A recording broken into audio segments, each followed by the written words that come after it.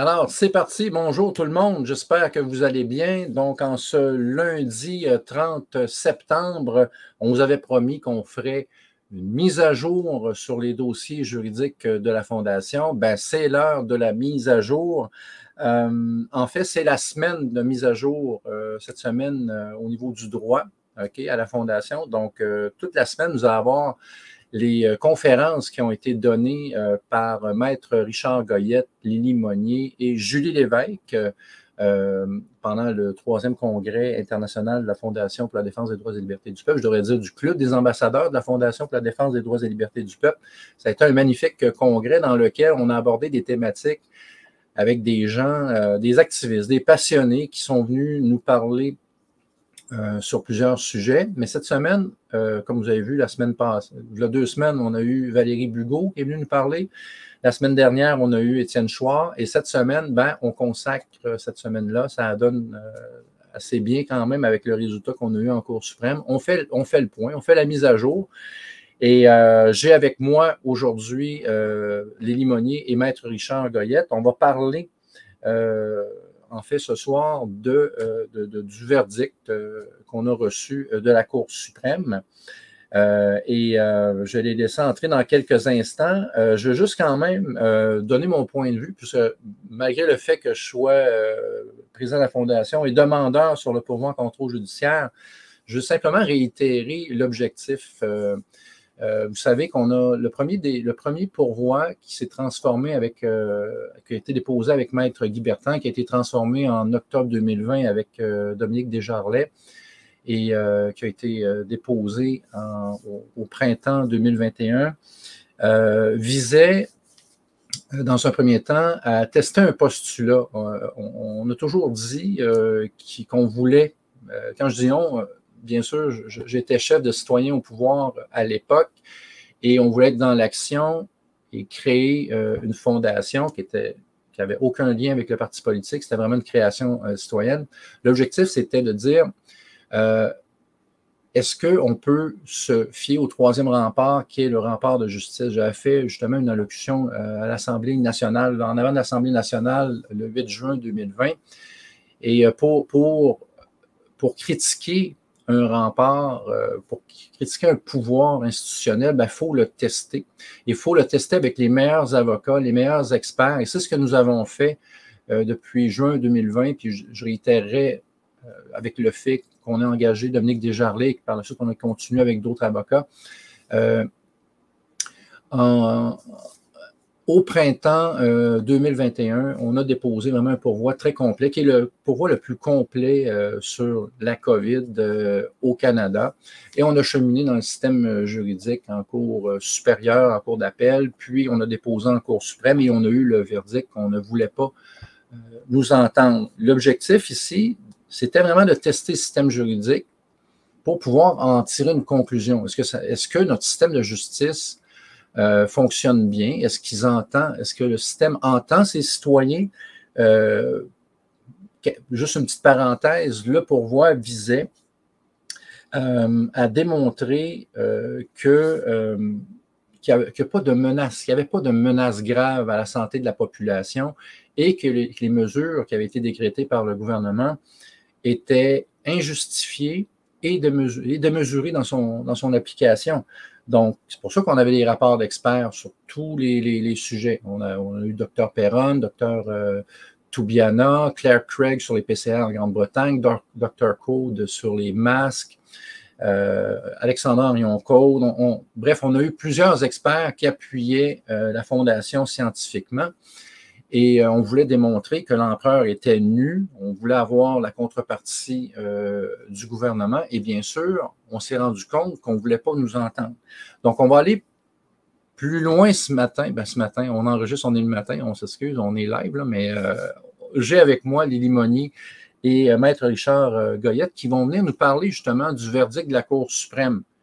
Est-ce qu'on a perdu? Ça, c'est la question qu'on se pose. Est-ce qu'on est juste un pourvoi pour faire rembourser 100 millions de tickets, ce qui représente à peu près 70 000 personnes? Est-ce que c'était ça, le pourvoi en contrôle judiciaire? Vous allez avoir la réponse. Je l'ai fait entrer à l'instant. Donc, on a Maître Goyette qui est dans la salle d'attente, qui devrait apparaître bientôt, et Lily Monnier également. Bonsoir tout le monde, vous allez bien? Allô, oui. Oui. Merci. Content de vous avoir. C'est toujours un choc malgré le fait qu'on s'y attendait parce que faut quand même dire que à peu près 3 semaines, un mois avant le verdict qu'on a reçu jeudi passé, qu'il y avait eu également un article qui avait été écrit plusieurs articles qui avaient été écrits dans les journaux concernant le recours juridique de Maxime Bernier sur les voyages et la Cour suprême. J'avais resté surpris puisque tu avais assisté aux audiences, c'était très solide comme recours juridique. Il y avait même le co-auteur de la Charte canadienne des droits et libertés qui était là, dont j'oublie le nom, l'ancien premier ministre de Terre-Neuve, je crois, qui avait co-rédigé la Charte à l'époque, était un des demandeurs avec Maxime Bernier et la Cour suprême a dit non, on ne vous entendra pas. Ça a été un choc. Et ça me faisait anticiper le pire pour le pouvoir contrôle judiciaire de la Fondation. Et jeudi passé, on a eu la réponse. Et là, les gens disaient, vous avez perdu. Là, c'est sûr, bien sûr, je me fais attaquer par les trolls. Blais a perdu, Blais a perdu. C'est comme, wow! Je veux dire, il y en a qui ont du temps à perdre. Là, 5 citoyens financés par la Fondation qui amènent un dossier avec des experts et des avocats. Il y a à peu près une dizaine d'avocats qui ont passé ce dossier-là. On amène ça jusqu'à la porte de la Cour suprême. Et là, il y en a qui crient victoire. Victoire, le gouvernement a décidé de ne pas entendre, en fait, les instances judiciaires ont décidé de ne pas entendre les citoyens qui invoquaient le fait que l'empereur était nu, puis qu'il n'y avait pas de menaces graves, puis qu'il y avait des experts. On n'a pas été entendu. Je vais conclure là-dessus. Il y a Valérie Bugaud, docteur en droit, qui me dit, Stéphane, ça s'appelle du déni de justice. Moi, je ne suis pas avocat, mais déni de justice, c'est pas perdre, ça, c'est ne pas être entendu. J'aimerais ça t'entendre. Lily, vas-y en premier. Donne-moi ton point de vue, parce que bien sûr, on est impliqué là, depuis, on parlait tantôt, ça fait plus de 4 ans là, qu'on est sur ce dossier-là. Donc, moi, tu sais, la maxime qui me tient le plus à cœur, c'est audi alteram partem. Je l'ai répété ad nauseam. Toute partie a le droit d'être entendue. Et moi, je vivais en fonction de ça, de ces critères-là, on va aller devant les tribunaux, il y a des critères qui ont été définis par l'arrêt Oaks. Lorsque tu veux porter atteinte aux droits fondamentaux, tu dois quand même le faire dans un certain cadre. Et c'est le rôle des tribunaux ils ont un devoir de surveillance de la légalité des actions du gouvernement. N'ont pas joué leur rôle. Hein, on en parlait tantôt, on s'est dit que vraiment, et c'est clair pour moi, j'ai ressorti la série de courriels que j'ai eus, les échanges avec les avocats du procureur général, à partir du moment où Dominique Desjarlais s'est retiré et que j'ai continué ce dossier-là. Et ils ont fait traîner les choses. C'est clair pour moi, je peux le démontrer. Je suis très à l'aise de dire ça aujourd'hui. Le système n'alloue pas les ressources nécessaires. C'est lui qui doit allouer des ressources nécessaires. Est-ce que le gouvernement voulait allouer des ressources nécessaires pour que ça soit entendu à temps, qu'on puisse pas dire que c'est théorique? Ben non, ils l'ont pas fait. Ils ne voulaient pas que ce soit entendu. Ça, c'est clair pour moi. On a eu des bâtons dans les roues de la part. Ils ont toujours. Déni de justice, à ce moment-là, pour moi, ça fait en sorte que c'est les droits fondamentaux qui sont supposés être garantis par les chartes. Mais pour moi, c'est de la philosophie maintenant. C'est ça que ça me fait. Pour toi, c'est rendu une philosophie. Ça veut dire que concrètement, c'est pas applicable.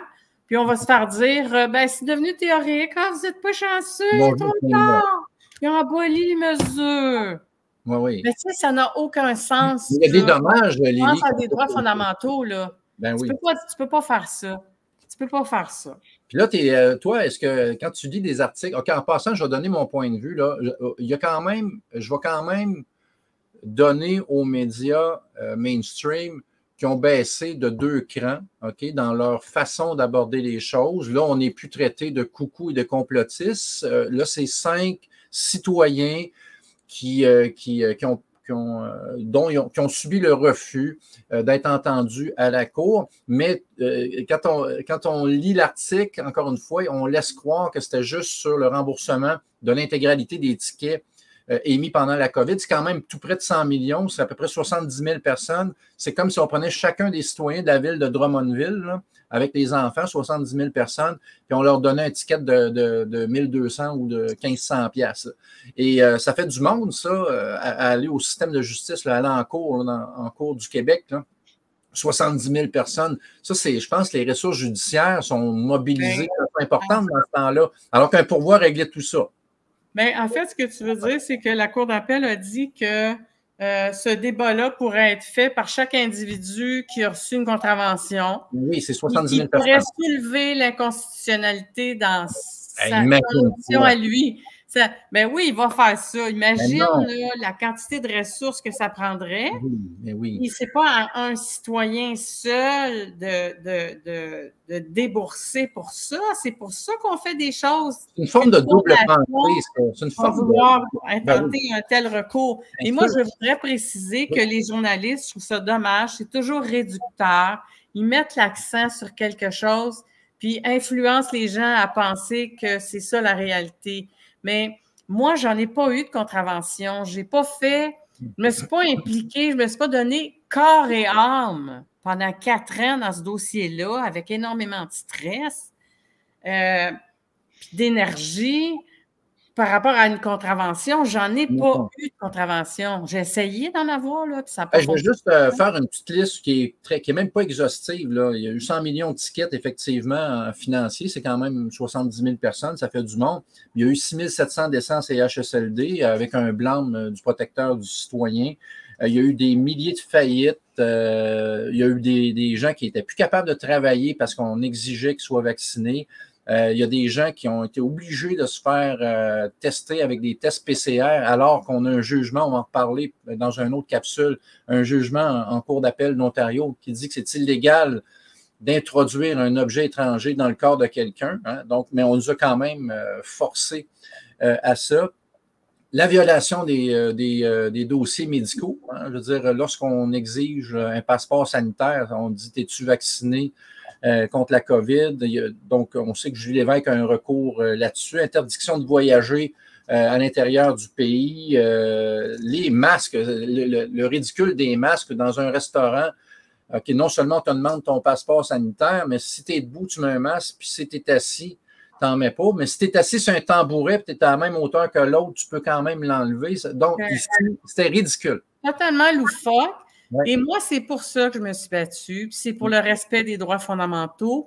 Pour éviter que dans le futur, on aille vers toujours plus d'abus. Parce que quand tu laisses quelqu'un violer tes droits fondamentaux, que tu ne dis rien, ben, tu ouvres la porte. Hey Lily, merci de parler des droits fondamentaux parce que j'ai fait une capsule toute récente. Là, puis c'est une loi, plusieurs projets de loi qui deviennent des lois parmi plusieurs qui commencent à interpeller notre ami Maître Richard Goyette aussi. Si on parle, par exemple, du fait que le policier désormais a un pouvoir discrétionnaire d'invoquer le fait qu'il juge déraisonnable qui pense que tu as 2000 $ ou plus dans tes poches, peut te le saisir et mettre un reçu puis dire on se revoit plus tard, viens nous expliquer pourquoi viens prouver pourquoi que ce n'est pas le fruit d'activités criminelles.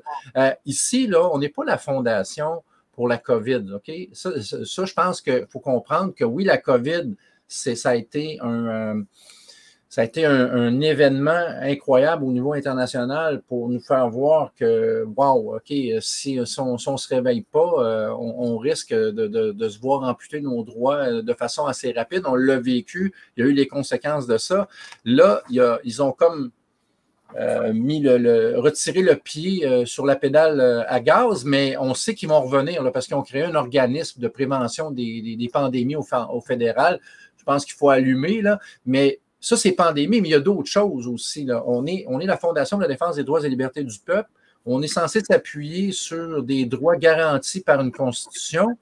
Et là, on vit un déni de justice. Maître Goyette, qu'est-ce que vous pensez de ça, cher Maître Goyette? Maître Goyette. Maître Goyette, ben, ça rime en crime. Ouais. Hein? Cher Richard. Ce que je pense, c'est que tu as tout à fait raison. En tout cas, moi, si j'ai joint la Fondation, enfin, je m'étais inscrit, sans entrer dans les détails, à la première Assemblée des ambassadeurs et à ce moment-là, j'ai tout de suite été voir le président pour dire je suis disponible. Bénévole, parce que je peux, bon, compte tenu de l'exercice que je fais, accorder beaucoup de temps à la Fondation.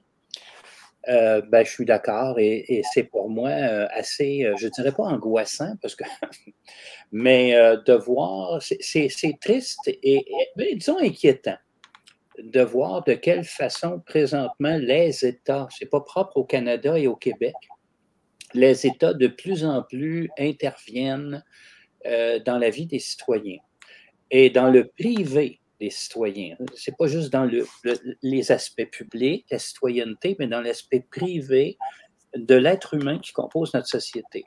Je dirais aux gens, que tu appelais les trolls ou des gens mal informés, d'essayer de comprendre. Essayer de comprendre vers quel type de société on se dirige. Je peux bien être content parfois que telle personne perde ou gagne. Tiens, retournons à l'arrêt Jordan. Quand on a dit les gens en matière criminelle, s'ils ne passent pas, devant le tribunal, peu importe les détails, admettons, ils vont être libérés. On va laisser tomber les accusations. Là, tout le monde, ça n'a pas de bon sens. Mais c'est ce que disait Lily tantôt. Si vous n'êtes pas content qu'on libère des gens parce que le système est trop lourd, embaucher des juges, restructurer le système judiciaire.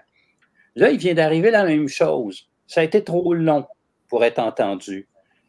Là, est-ce que ceux qui ont blâmé pour l'arrêt Jordan vont aussi blâmer puis donner raison à la Fondation pour dire, si vous n'avez pas été entendu jusqu'en haut, c'est parce que le système judiciaire était trop lent. Or, on s'aperçoit que des fois, une critique qu'il y a dans la population, elle doit servir aussi, à contrario parfois. Donc, il y a des décisions, des phénomènes qui se rendent, soit des décisions judiciaires, soit des gestes politiques qui regardent le droit à l'Assemblée nationale, comme la structure des tribunaux. Comment ça se fait que des fois, tu es content, puis des fois, tu n'es pas content? Il ne faut pas juste que tu regardes tes petits intérêts personnels. Il faut que tu te places au-dessus de la mêlée, tu te dis, oui, mais si. Lily parlait des contraventions, elle a raison, c'est limitatif par rapport à tout ce qui s'est produit, mais c'est quand même le cas. Là, on s'aperçoit, et tu donnais l'exemple, qu'un citoyen qui aurait 2 000 $ sur lui, on va présumer que ce 2 000-là, il l'a eu en raison probablement de trafic de drogue ou d'influence. En tout cas, on comprend qu'il y a un acte criminel. Pourtant, c'est du droit pénal. C'est rendu au Québec que si on a 2 000 $ sur nous, qu'il n'y aurait pas un qualificatif bancaire qu'il y a dans la loi, tu es présumé, je ne sais pas, vendre de la drogue. Est-ce que c'est un peu louche? Surtout qu'à la douane, tu peux passer 10 000 sans qu'on te pose de questions. Mais quand tu passes 10 000, je comprends que ce n'est pas un chèque. C'est que tu l'as en comptant. Alors, des contradictions comme ça, il faut toujours se dire, même dans le regard de celui qui est contre moi, ou qui n'a pas tout à fait la même pensée que moi, je dois toujours me poser la question, pour la société dans laquelle je vis, est-ce que c'est une contrainte? Bon, ça, c'est la première question. Puis il faut absolument aborder cette question-là parce que c'est les fondements. Je ne peux pas parler au nom de la Fondation puisque je ne suis pas membre du conseil d'administration, mais pourquoi j'ai joint la Fondation et j'y accorde autant de temps? Ce n'est pas pour moi, c'est pour les autres.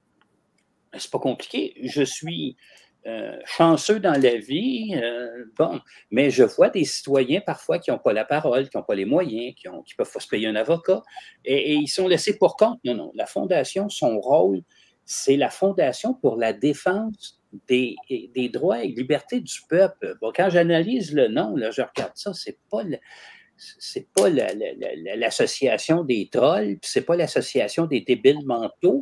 Et débiles mentaux, je le dis en toute courtoisie parce qu'il y a des gens, j'aurais pas dû employer cette expression-là, mais on comprend le sens que je le dis comme si on était, parce qu'ils nous l'ont dit, hein. C'est pas mon terme à moi, on est des misogynes selon M. Trudeau, etc. Donc, on nous a traités de cette façon-là. Je dirais tant mieux, parce qu'on aurait des droits spéciaux, puis Mais je pense qu'on comprend le message. J'arrête là-dessus. Le point important, c'est qu'on n'a pas perdu devant les tribunaux, avec beaucoup d'égards pour l'opinion contraire, c'est sûr qu'en droit. Premièrement, on n'a pas été entendu. Ben, c'est ça. Voilà. Sur le fond, on n'a pas été entendu, on a été rejeté sur des détails de procédure. Et comme je dis souvent, parfois, dans procédure, on fait que le procès dure. Jeu de mots facile, mais ça a pris des années. Donc, oui. Le système judiciaire est lent. Et si on a perdu, pour certains, ou si on a révélé une réalité politique et juridique, tant qu'à moi, c'est que ce système-là est lent et non adapté aux citoyens dans des cas d'urgence. Vous avez très bien énuméré des faits. Suspension des droits et la liberté, droit de perquisitionner sur simple mandat téléphonique. On se retrouve presque aux événements d'octobre. Il y en a qui vont dire non, on comparera le droit à l'époque. Octobre 70. Octobre 70, que je dis souvent que j'ai vécu, parce que j'étais jeune, mais je l'ai vécu et je l'ai vu. Et quand on laisse au pouvoir policier ou à tout système de répression des droits qui sont exorbitants du droit commun, on se prépare mal pour nos enfants, pour les générations à venir. On doit dire non. Il y aurait dû avoir des mesures d'urgence. Quand on suspend l'Assemblée nationale, j'en ai parlé souvent, pourquoi ils ne l'ont pas envoyé siéger au Palais des Congrès en leur faisant des petites cabines? Tout le monde était dans des petites cabines. Pourquoi eux autres qui n'ont pas été capables de s'installer un micro puis du plexiglas? Tout le monde faisait ça. On aurait peut-être aussi pu leur faire porter un masque. Ils ont quoi? Les politiciens n'ont pas le courage de le faire? Est-ce que ce sont des lâches? Est-ce que nous sommes gouvernés par des lâches? Ils n'ont pas exercé leur capacité. Ils ont voté sur la panique. Bon, ça, c'est une chose. La deuxième chose, c'est qu'on a... C'est pas juste juridique, là.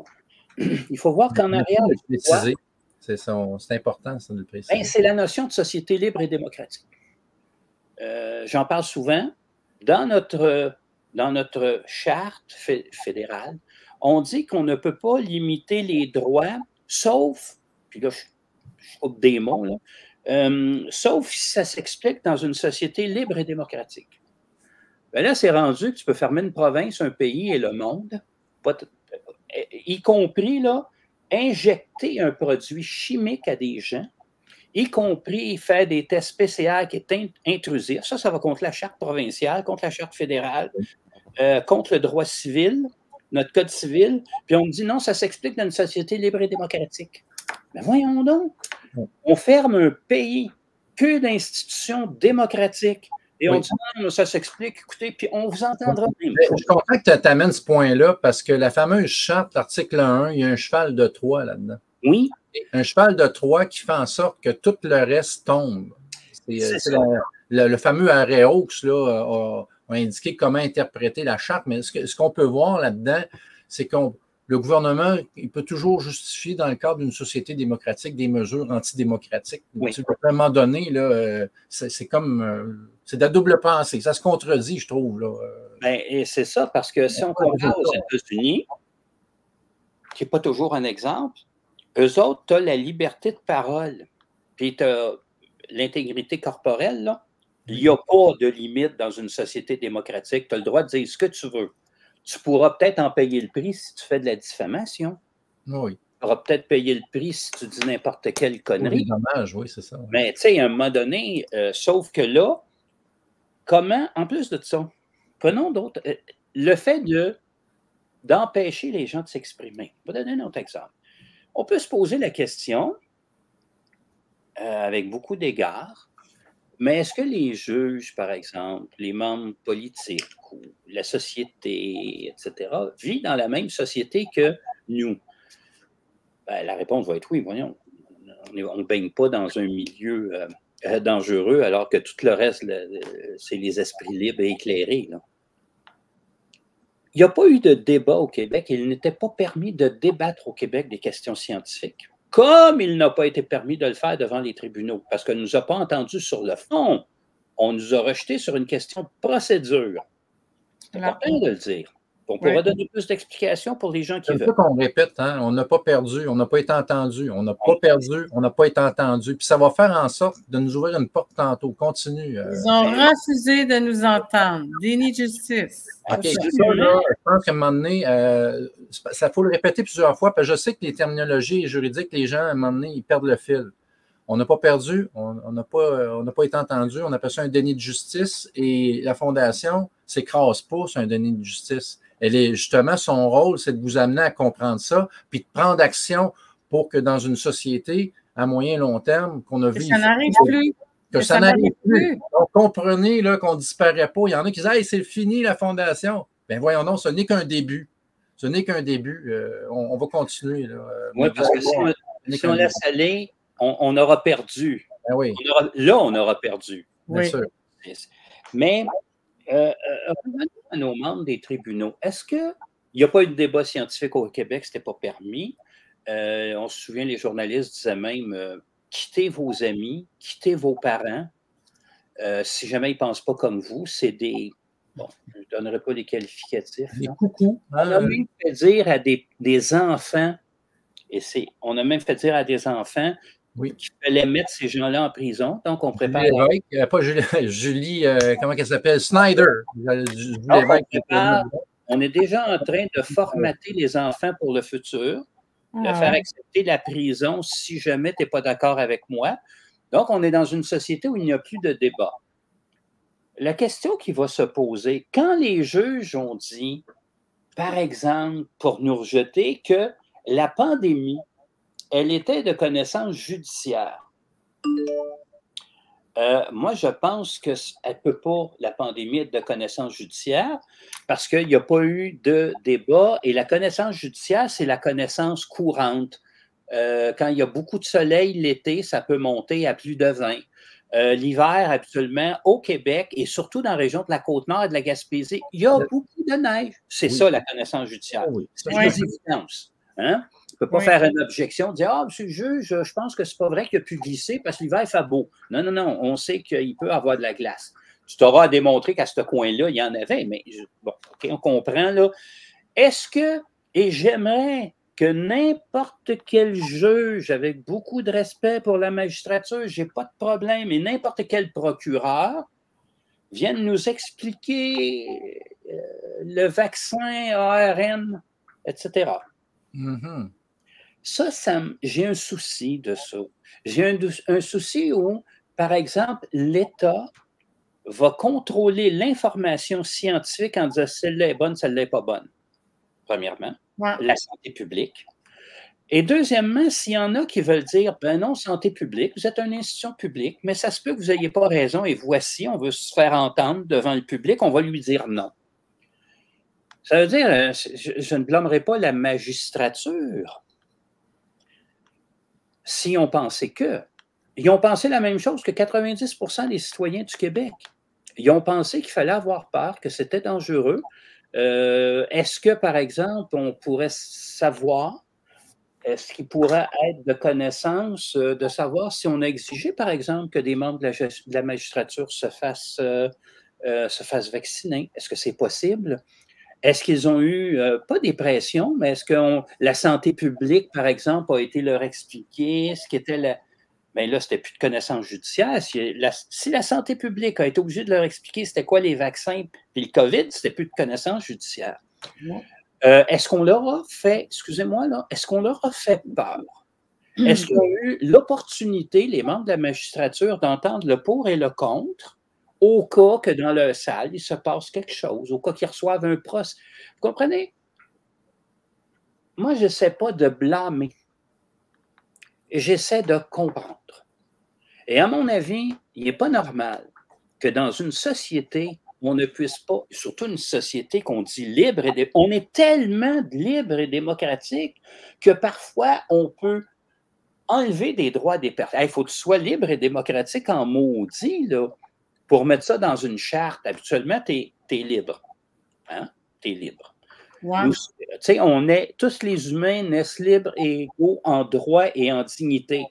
Sauf dans une société libre et démocratique, ça veut dire que tu n'es pas. Il faut faire attention à la dignité. Ben, il n'est pas là. Mais, je veux dire, si on l'ajoute, il l'est dans certains protocoles. Ah, ces questions-là ne sont pas soulevées. Et je donnais l'exemple, puis là, tu me dis que la conférence que j'ai faite lors de l'Assemblée annuelle, je parle de ce cas-là où la juge de la Cour suprême de l'époque, McLaughlin, se rend aux États-Unis faire une conférence sur la comparaison des droits fondamentaux entre les États-Unis et le Canada. Et elle vante le Canada de dire, vous savez que les Canadiens, eux autres, sont tolérants parce que une société libre et démocratique, on ne peut pas dire n'importe quoi, nous. Faire des remontrances aux Américains en leur disant que leur charte est moins bonne que la nôtre parce qu'elle est totale, inconditionnelle et elle s'applique de plein droit. Il faut être du nerf, avec beaucoup de respect pour ce juge-là. Jamais, premièrement par courtoisie, ne serait-ce pas par courtoisie, je ne vais pas faire la leçon à un autre peuple. J'aimerais pas, moi, que le juge de la Cour suprême des États-Unis vienne nous dire, même s'il critiquait notre charte, entretiens ton débat, on va entretenir le nôtre. Donc, encore une fois, c'est très important de savoir que notre société libre et démocratique peut limiter les droits. Donc, tu as raison. Il y a un cheval de Troie très important dans notre charte. L'article 1, hein, c'est ça? Et. Oui. Bon, oui. Qui dit tu peux porter atteinte aux droits fondamentaux, mais tu as quand même des critères à respecter pour le faire. Puis nous, on a demandé, viens nous démontrer que tu as respecté ces critères-là. Puis on n'a pas réussi à ce que les juges disent au gouvernement, ben démontrez-le, là. On va le faire. On va le faire, le débat. On ne demande pas mieux, nous autres. Je veux dire, si on ne pas faire ce débat-là, c'est trop dangereux. Parce que ça ne pouvait pas être démontré. L'autre point qui me paraît important aussi, c'est qu'il y a des appels que l'on dit discrétionnaires. Ce n'est pas un appel de plein droit.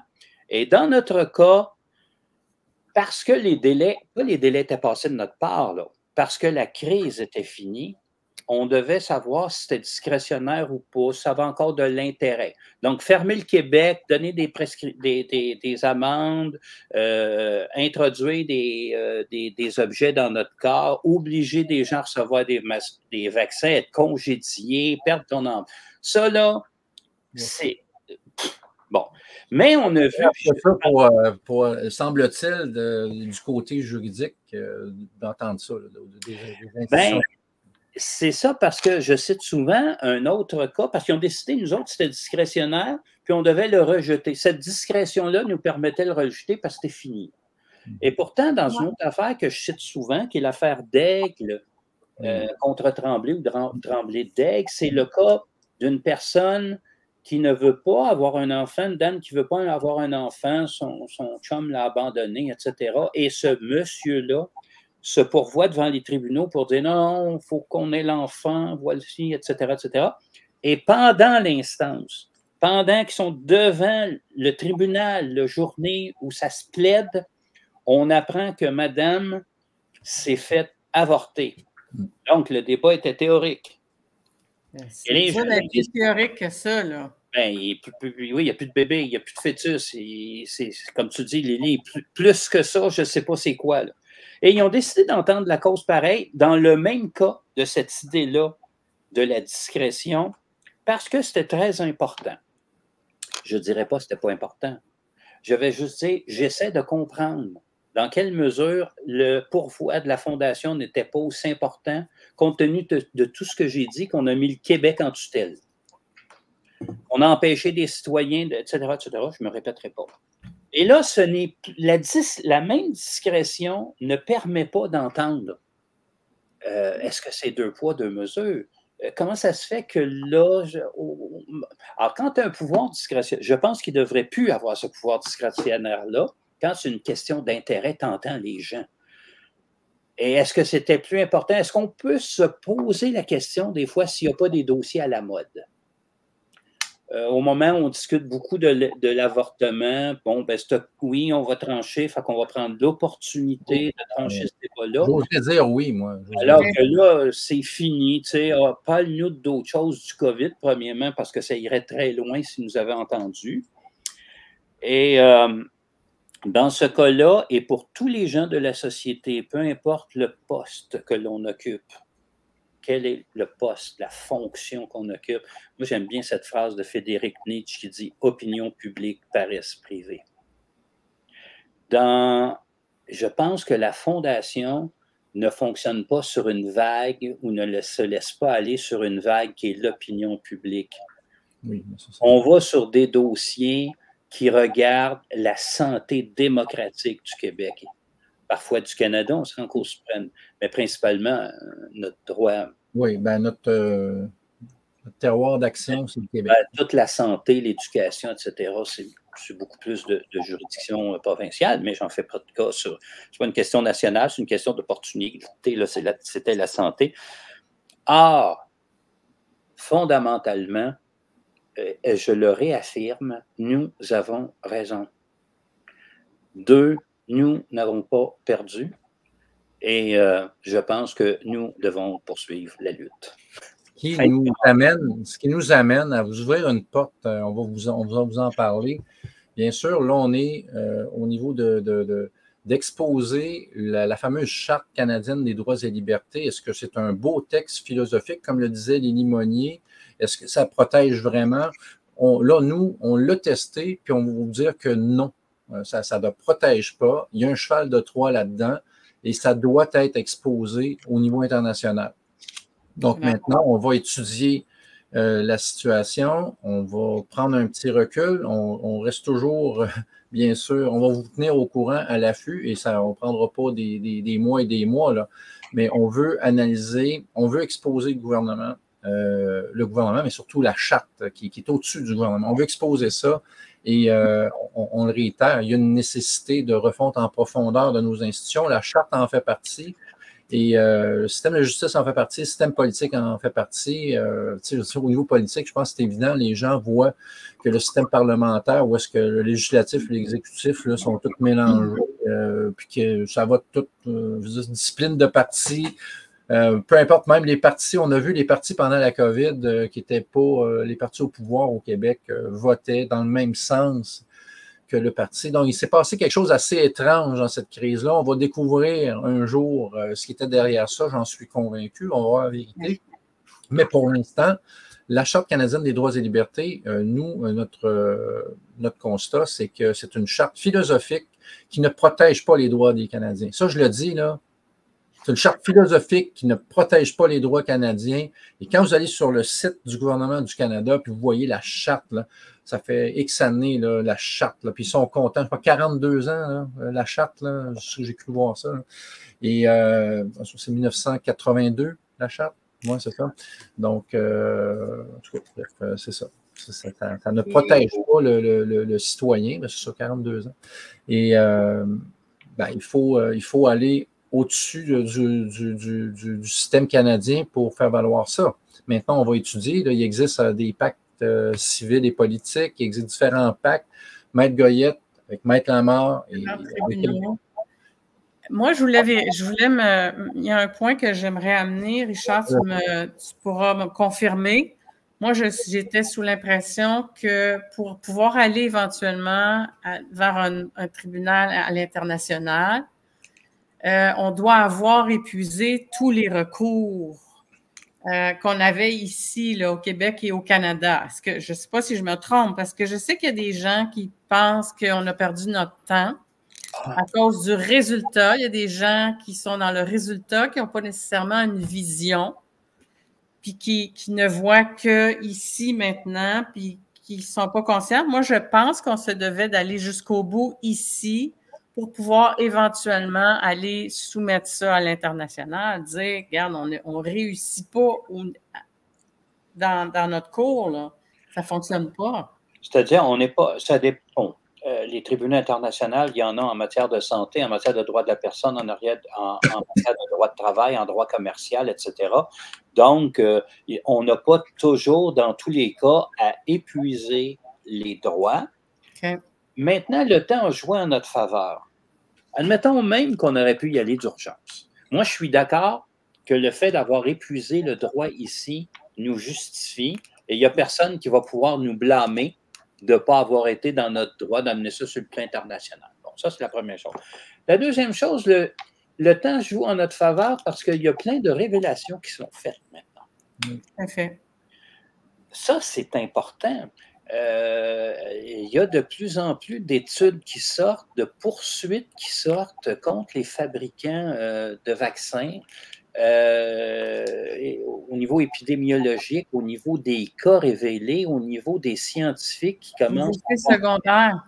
Pardon? Les effets secondaires. Les effets secondaires, parce que les effets secondaires, en plus de ça, ils doivent être documentés, parce que c'est pas parce que des personnes meurent qu'il s'est passé ça. Il y a l'enquête qui a eu lieu pour les CHSLD dont Stéphane parlait précédemment, qui a révélé des lacunes terribles. D'ailleurs, on peut se demander, les morts, c'est qui? Oui. Sans autopsie, signer des certificats. Est-ce que... Et les gens, plein de gens ne savent pas ça encore, parce que les médias sont... Hein, il n'y a pas eu ben des émissions. Même quand Stéphane Bureau interviewe Raoul, tout est fini, puis malgré ça, il est obligé de s'en aller de Radio-Canada. Il y a quand même une chape de plomb. Il y en a qui me parlent de Duplessis, là, mais on va regarder le Québec d'aujourd'hui. Or, ce débat-là qui s'entretient de plus en plus, et des personnalités internationales ont entendu Robert Kennedy annoncer qu'il va y avoir une commission d'enquête américaine sur la nourriture, les médicaments, etc. Le vent se tourne pour nous. Oui, alors, oui, ça a été long. Un peu comme je suis long là, excusez-moi dans ma démonstration. Non, mais c'est important. Il y a un tournant.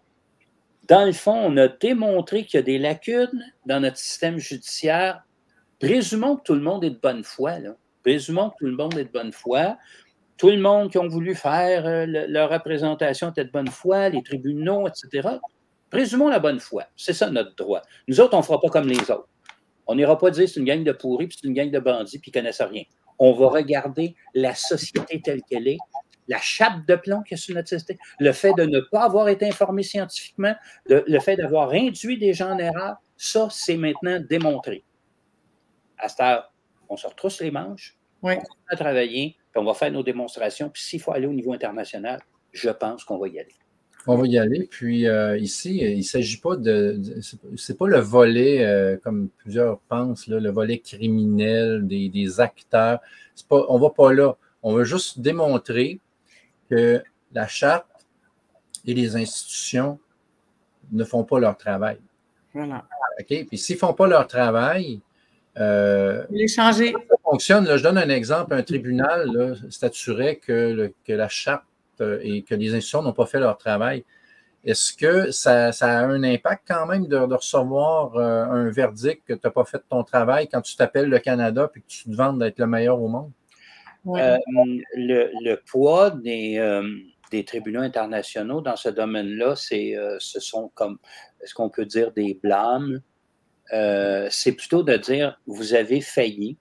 Vous avez failli. Puis là, au niveau, ça sort dans le rapport international à chaque année, oui. Que, bon, on ne dit pas, là, mais que les institutions lisent, de se faire... Les journalistes, quand même, les journalistes et les instances politiques... Hein? Bon, le Canada a été blâmé.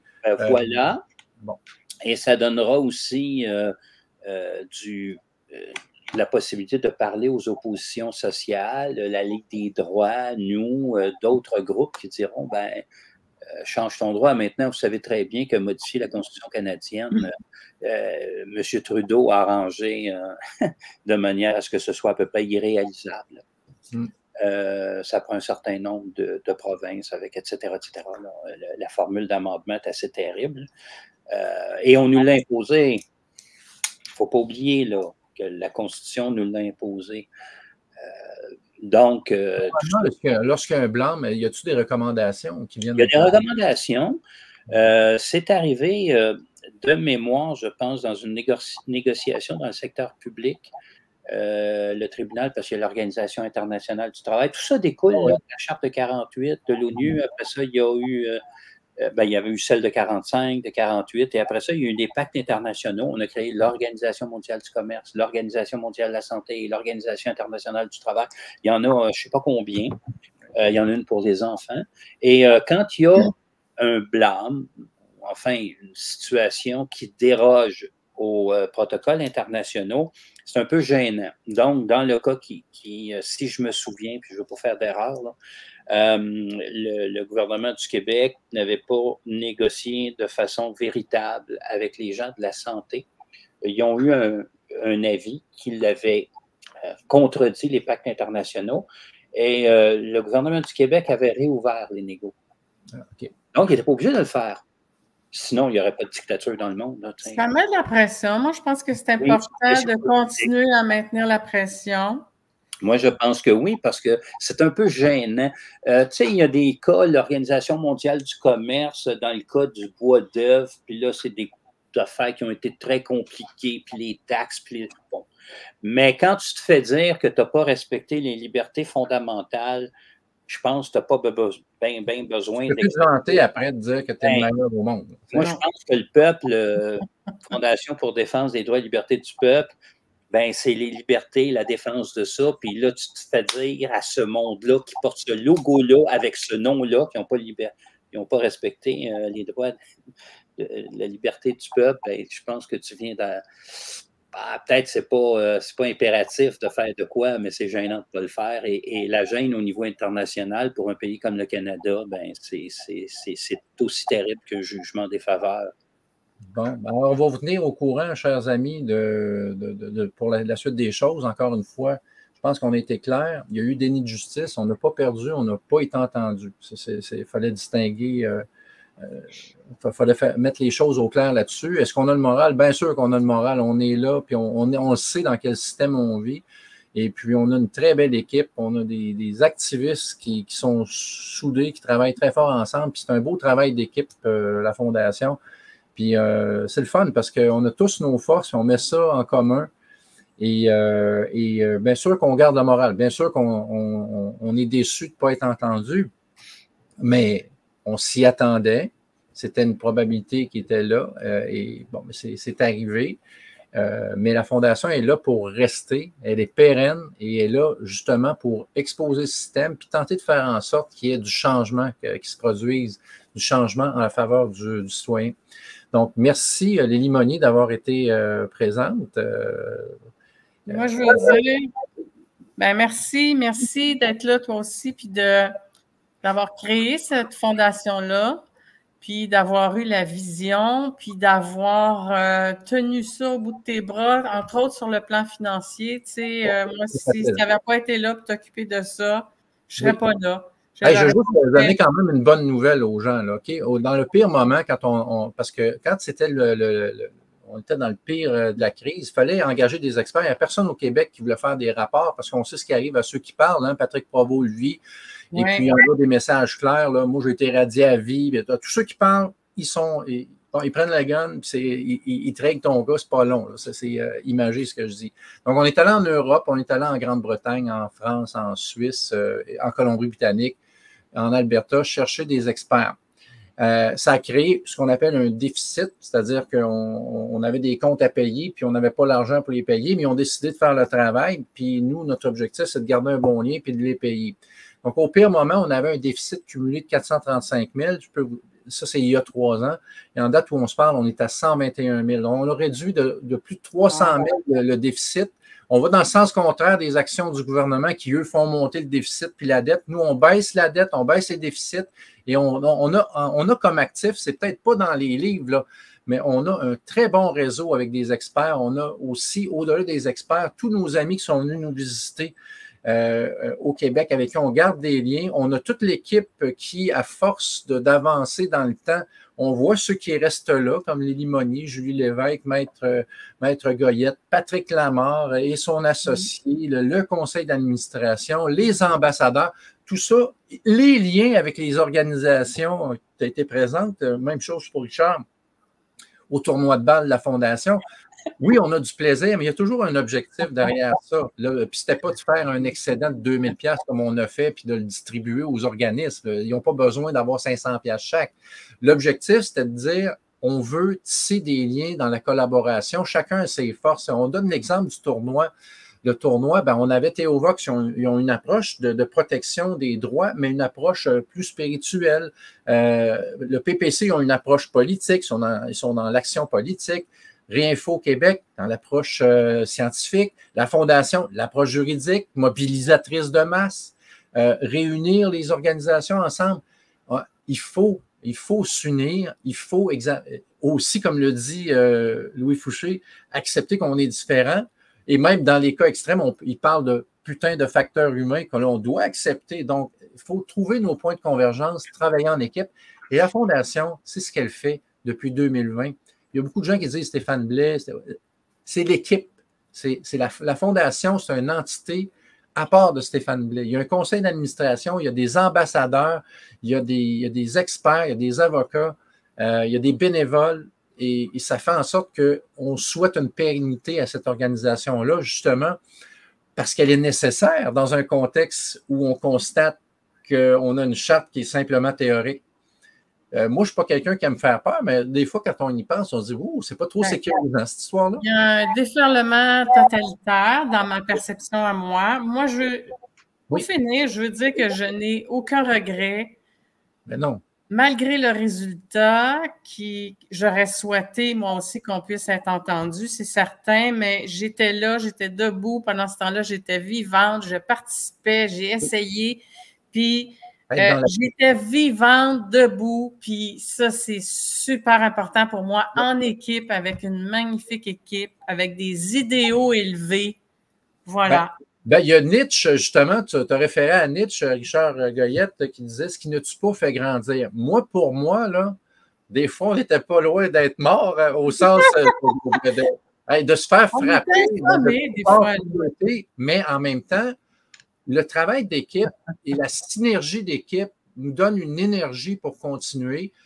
Les ambassadeurs, les sympathisants, les collaborateurs de d'autres organisations nous donnent espoir d'une structure actuelle qui n'existait pas avant, qui fait en sorte qu'on avance lentement mais sûrement. Puis le sûrement, je le réitère, c'est clair que ce n'est pas une défaite juridique au sens, on n'a pas perdu, c'est un déni de justice, mais ça reste une certaine déception, une déception juridique. C'est pas ça qui va faire en sorte qu'on va arrêter. Je sais que il y a beaucoup de gens qui pensent à court terme, sont émotifs. Nous, on pense à long terme. OK? On est capable de nous couper de nos émotions pour se dire que les enfants qui vivent dans cette société-là ont le droit d'avoir un bel avenir. Moi, j'ai vécu une belle vie. OK? Elle n'était pas parfaite. Puis je veux que ma fille de 8 ans, qui avait 3 ans quand j'ai quand j'ai créé la fondation, puis je me suis adjoint tous les collaborateurs, c'est sûr qu'un enfant, j'ai d'autres enfants, j'ai 4 enfants, puis 3 enfants qui sont plus vieux, mais les plus vieux, c'est 23 ans, 25 ans, 33 ans, 8 ans. À 8 ans, puis quand elle avait 3 ans, tu te dis, wow, toi, tu as besoin que ton père te protège, tu as besoin que j'ai besoin aussi de voir mes amis se faire protéger, puis donc, il faut avoir une pérennité d'une société dans laquelle on peut s'émanciper. Là, présentement, avec ce qu'on a vécu avec la crise sanitaire, avec les lois qui sont votées présentement, il y a une nécessité plus que jamais d'être dans l'action, d'être vigilant et de faire en sorte qu'on donne un espoir aussi aux gens qui sont plus vulnérables, qui peuvent vivre une vie et s'émanciper en société québécoise, en société canadienne. Et la Fondation a un rôle vraiment d'éducation, puis d'information, puis d'informer les gens. On a Richard qui fait des belles capsules juridiques. Ah oui. C'est super important. Mais en tout cas, moi, je n'ai aucun regret. Je referais ça n'importe quand. Et on continue sur ce dossier-là avec les limoniers. Oui. On va porter ça sur le plan international. Maintenant, comment ça va se faire? On n'a pas la réponse. On a eu un beau brainstorming ce week-end avec Maître Patrick Lamarre, avec le conseil d'administration, avec les limoniers, bien sûr Richard Goyette et Julie Lévesque. Puis je voudrais terminer sur la note. Julie n'est pas présente aujourd'hui avec nous. Pourquoi? Ben, son père est décédé. Il a perdu un gros morceau dans sa vie, décédé du cancer. Et Julie, on t'aime, on te remercie d'être une activiste, on te remercie du beau cœur que tu as, de tout l'effort que tu mets pour tenter de faire avancer la cause de l'éveil collectif des droits et libertés. Et aujourd'hui, ben, on te dit écoute, on te souhaite toutes nos sympathies.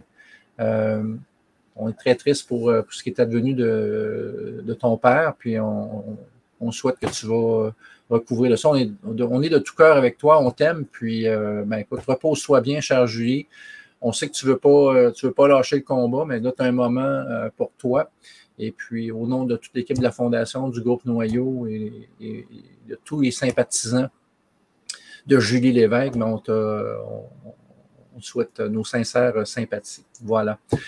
Alors, merci. Et Richard Goyette, je ne sais pas si tu voulais peut-être faire un petit mot de conclusion sur cette capsule qui, à mon avis, était nécessaire, hein, parce qu'il fallait faire une intervention pour mettre les choses au clair. Je vais te laisser le mot de la fin. Ouais, le mot de la fin, je vais te relancer avec Nietzsche. On avait commencé, il disait, le problème, c'est que j'ai pas raison, j'ai trop raison. Et je pense que la Fondation, peut-être pas tout le temps, mais dans ce cas-là, elle n'a pas raison, elle a trop raison. Bon. Merci. Merci d'avoir été présent. Je vous réitère pour une dernière fois qu'on est dans la semaine des mises à jour juridiques. Donc, ce soir, le lundi 30 septembre, vous avez eu la mise à jour au niveau du pourvoi en contrôle judiciaire. Et par la suite, vous allez avoir les différentes interventions de Lily Monnier, Richard Goyette et Julie Lévesque lors du congrès. Vous allez voir, Julie Lévesque aborde vraiment notre société en se posant des questions. Sommes-nous dans une véritable démocratie ou dans un régime totalitaire? Ça ressemble beaucoup à un régime de type Huxley, où est-ce que les gens ne voient pas les murs de leur prison, mais le totalitarisme est pervers, il faut s'en méfier. Et il faut prendre un recul puis regarder ça. Je voudrais juste aussi vous annoncer une bonne nouvelle parce qu'on va avoir le congrès en 2025. Ça va être le 4e congrès international et le 5e anniversaire de la Fondation. Bon, j'ai eu une réunion avec une des premières invitées qui a été formellement invitée. Et là, j'ai la confirmation qu'elle va être là en présentiel. Pourrais-tu nous montrer le livre que tu nous as montré tantôt, cher Richard, Psychologie du totalitarisme par... Psychopathologie, c'est une maladie. Voilà. Psychopathologie du totalitarisme par Ariane Bilran. Ben, c'est Ariane Bilran qui va être avec nous au Québec du 4 au 10 juin. Ça se pourrait qu'elle extensionne son séjour pour faire une petite tournée du Québec avec sa famille. On a vécu ça avec nos invités cette année. D'ailleurs, Valérie Bugault est allée faire un tour chez Limonier. Elle est venue également nous visiter chez moi. Elle a adoré ça. Elle est allée même, je pense, dans les Laurentides. Elle a fait un tour du Québec. Donc, c'était vraiment intéressant. Puis on sait qu'il y a Dr Fouché qui a aimé son séjour, puis il est revenu lui faire une tournée 1 mois avec ses enfants, puis sa femme, Carole, d'ailleurs, qui l'accompagne pratiquement tout le temps. Donc, Ariane Bilran va venir au Québec en 2025. Donc, lorsqu'on sera prêt à vous annoncer les dates du congrès puis les inscriptions, bien, elle fait partie de ceux qui vont être présents. Il y a d'autres personnes, des personnes très intéressantes qu'on est en train d'approcher. On va vous faire la mention des noms lorsque ce sera officiel, mais Ariane Bilran, c'est confirmé, c'est officiel. Elle sera présente au 4e congrès international de la Fondation. Super. Donc, voilà. Je vois Richard, parce que Richard, tu me proposais cette lecture-là tantôt, donc c'est une bonne nouvelle. Tu vas pouvoir lui parler en personne. Et ceux qui vont vouloir acheter ses livres, bien sûr, elle a dit qu'elle va amener plein de livres. Oui, elle va faire les dédicaces et elle semble être très, très généreuse de son temps. Donc. Oui, parce qu'elle en a écrit plus qu'un, puis je pense qu'il y en a un autre qui s'en vient bientôt. Il y en a un autre qui s'en vient, qui aborde... qui aborde l'axe justement au niveau systémique de l'abus envers les enfants. Donc ça, c'est un sujet qui est lourd, mais qui est nécessaire d'être abordé. Elle va aborder également ce sujet-là au Congrès et bien sûr, son livre « Psychopathologie du totalitarisme » va faire partie des livres et des thèmes abordés lors du 4e Congrès en 2025. C'est toujours, je pense que c'est les 7-8 juin. Ça va être dans ces dates-là, 2025. Donc, on a bien hâte à ce congrès. Merci, Richard Goyette, merci, Lily Monnier, et merci à vous tous d'avoir été présents. Et comme on dit, on ne lâche pas, on continue. Et puis, on est fiers du travail accompli, puis il y a des belles choses qui s'en viennent, ça c'est clair. Merci tout le monde. Merci. Bye. Bye bye.